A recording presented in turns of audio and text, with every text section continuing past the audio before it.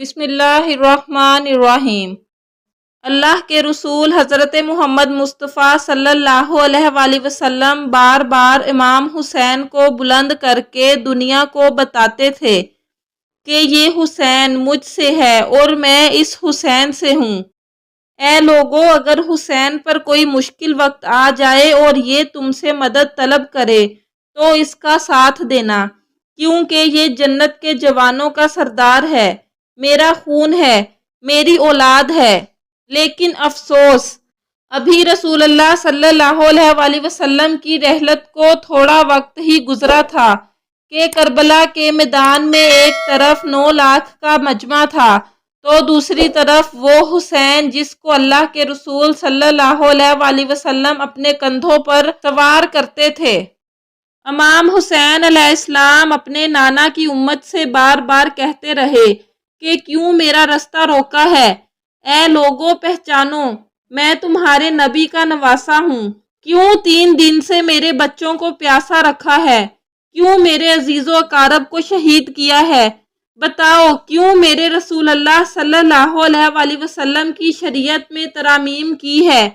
اتنے میں فوج یزید ایک آواز میں کہنے لگی، اے حسین، ہم سب تجھے تیرے بابا علی کے بغض میں قتل کر رہے ہیں تاکہ یزید ہماری جھولیاں دولت سے بھر دے۔ امام حسین نے فرمایا، اے لوگوں، آج جس اسلام کا علم تمہارے ہاتھوں میں بلند ہے، یہ علم میرے بابا علی نے بلند کیا۔ مت بھولنا، اگر خیبر و خندق میں علی نہ ہوتے تو اسلام کی فتح ناممکن تھی۔ وہ علی جس نے پوری زندگی اسلام کی تبلیغ کی، حق کو بلند کیا، رسول اللہ صلی اللہ علیہ وآلہ وسلم کی حفاظت کی، آج اس علی کو یہ اجر دے رہے ہو۔ اے لوگوں، بتاؤ، اللہ کے رسول صلی اللہ علیہ وآلہ وسلم نے بار بار میرے بابا علی کا ہاتھ بلند کر کے فرمایا تھا کہ جہاں حق ہوگا وہاں علی ہوگا، جہاں علی ہوگا وہاں حق ہوگا، اور آج اس علی اور اولاد رسول کو یہ اجر دے رہے ہو۔ اتنے میں یزید کی فوج کے سپہ سالاروں نے دیکھا کہ کہیں فوج میں بغاوت نہ ہو جائے اور بولے، اے فوج، کیا دیکھ رہے ہو، حملہ کرو۔ یزید کی فوج نے جب رسول اللہ صلی اللہ علیہ وآلہ وسلم کے نواسے پر حملہ کیا تو امام حسین علیہ السلام نے اللہ کا نام لیا اور اپنی تلوار کو میان سے نکالا۔ اللہ گواہ ہے، ایک طرف لاکھوں کا مجمع اور دوسری طرف 3 دن کا بھوکا پیاسا حسین ابن علی۔ زمین پر کسی نے اس طرح کی جنگ پہلے کبھی نہیں دیکھی تھی کہ ایک تنہا انسان لاکھوں کے مجمع کو اس طرح ہلاک کرتا جا رہا ہے کہ فوجی اشقیا واپس پلٹ کر بھاگنے لگی۔ امام حسین فوج یزید سے مخاطب ہو کر فرماتے ہیں کہ آؤ، 3 دن کے بھوکے کی جنگ دیکھو، 3 دن کے پیاسے کی جنگ دیکھو، رسول کے اس نواسے کی جنگ دیکھو، اس کی جنگ دیکھو جس کا جوان بھائی مارا گیا، جس کے جوان بیٹے کو اس کی نظروں کے سامنے قتل کر دیا گیا، جس نے اپنے ہی ہاتھوں سے اپنے بچے کی قبر بنائی۔ امام حسین شیر کی طرح فوج یزید سے لڑ رہے تھے۔ اتنے میں آواز غیب آئی، حسین، تیرا اللہ تجھ سے راضی ہوا۔ اس صدا کا سننا تھا۔ امام حسین نے اپنی ذوالفقار کو تھام لیا۔ اتنے میں وہ انسان کہتا ہے، یہ کیا دیکھ رہے ہو؟ یہ علی کا شیر ہے، اس کو مات دینا ناممکن ہے، جاؤ خیموں کو آگ لگا دو۔ پس کچھ ظالموں نے بیبیوں کے خیموں کو آگ لگا دی اور کچھ امام حسین کو دور سے تیر مارنے لگے۔ امام حسین کبھی بیبیوں کی خیموں کی طرف بڑھتے، کبھی فوج کی طرف جاتے ہیں۔ انہوں نے فوج کو 4 حصوں میں تقسیم کر دیا اور کہا کہ کوئی بھی حسین کے قریب نہ جائے، جس کے پاس جو چیز ہے وہ دور سے حسین کو مارے۔ جس کے پاس نیزہ تھا اس نے نیزہ مارا، جس کے پاس تیر تھا وہ تیر مارتا رہا، جس کے پاس برچھیاں تھی وہ برچھیاں مارنے لگے۔ تاریخ نے لکھا، جس کے پاس مارنے کے لیے کچھ نہ تھا وہ کربلا کی گرم زمین کی مٹی اٹھا کر امام حسین کی طرف پھینکتا رہا۔ امام حسین کے جسم مبارک پر ہزاروں زخم لگتے رہے۔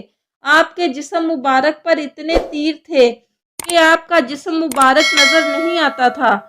بس جیسے ہی نواسہ رسول گھوڑے کی سیٹ سے زمین پر آتے ہیں، فوج یزید جھومنا شروع کر دیتی ہے، لیکن اتنے میں وہ گھوڑا جس پر آپ سواری کیا کرتے تھے وہ امام حسین کے چاروں طرف گھومنا شروع کر دیتا ہے تاکہ تیروں سے اپنے آقا حسین کو بچا سکے۔ وہ گھوڑا دوڑ ہی رہا تھا، اتنے میں عمر بن سعد نے کہا، اے لوگوں، رکو، میں نے اپنی آنکھوں سے دیکھا تھا، اس گھوڑے پر اللہ کے رسول سواری کرتے تھے، کہیں نیزہ گھوڑے کو نہ لگے۔ اتنے میں تیروں کو چلانا بند کیا گیا۔ افسوس ہے، ان لوگوں کو گھوڑے کا تو احترام تھا جس پر رسول اللہ صلی اللہ علیہ وآلہ وسلم سواری کیا کرتے تھے، لیکن اس حسین کا احترام بھول چکے تھے جن کو آپ کندھوں پر سوار کر کے امت کو دکھایا کرتے تھے۔ بس امام حسین کربلا کی سرزمین پر اپنا سر رکھ کر اللہ کا شکر ادا کر رہے ہیں، اور وہاں فوج یزید کے مختلف سپاہی امام حسین کا سر کاٹنے کے لیے قریب آتے ہیں۔ جو بھی قریب آ کے امام حسین کو دیکھے تو اسے امام حسین کے چہرے میں رسول اللہ صلی اللہ علیہ وآلہ وسلم کا چہرہ نظر آئے اور وہ چیخ کر دور چلا جائے۔ اتنے میں شمر کہنے لگا، یہ کام مجھ سے ہی ہونا ہے۔ جیسے ہی شمر نے خنجر امام حسین کی گردن پر رکھا تو دیکھا کہ امام حسین کے لب ہل رہے ہیں، اور سوچا ہم نے حسین کا پورا خاندان قتل کر دیا۔ 3 دن تک حسین کے بچوں کو پیاسا رکھا، شاید حسین ہمیں بد دعا دے رہے ہوں۔ اس نے سننے کے لیے کان قریب کیے تو کیا سنا کہ امام حسین اللہ کی بارگاہ میں اللہ کی نعمتوں کا شکر ادا کر رہے ہیں کہ اے اللہ، تیرا شکر ہے کہ اس عظیم امتحان کے لیے تو نے اس حسین کو چنا۔ اتنے میں امام حسین نے آنکھیں کھولی اور شمر سے کہا، اے شمر، کیا تو نہیں جانتا میں رسول اللہ صلی اللہ علیہ وآلہ وسلم کا نواسہ ہوں، جنت کا سردار ہوں، حق پہ ہوں، بے جرم ہوں؟ شمر نے کہا، ہاں مجھے معلوم ہے۔ پھر آپ نے فرمایا، تو کیوں قتل کر رہے ہو؟ شمر نے کہا، تاکہ یزید میری جھولی دنیاوی دولت سے بھر دے۔ بس یہ کہتے کہتے ہی شمر امام حسین کا گلا کاٹتا رہا اور فوج یزید مسلسل جھومتی رہی۔ امام حسین کا سر قلم ہونے کے بعد سادات کو لوٹا گیا۔ امام حسین کے سر مبارک کو ہوا میں بلند کر دیا گیا۔ بی بی سکینہ کو تمانچے مارنے لگے۔ رسول اللہ صلی اللہ علیہ وآلہ وسلم کی نواسیوں کے سروں سے چادر کو لوٹ لیا گیا۔ امام حسین کے جسم مبارک کی توہین کرنے لگے۔ تاریخ نے لکھا، امام حسین کے جسم پر جو جو چیزیں تھیں ان کو لوٹنے لگے۔ اتنے میں ایک شخص امام حسین کے جسم کے قریب آیا۔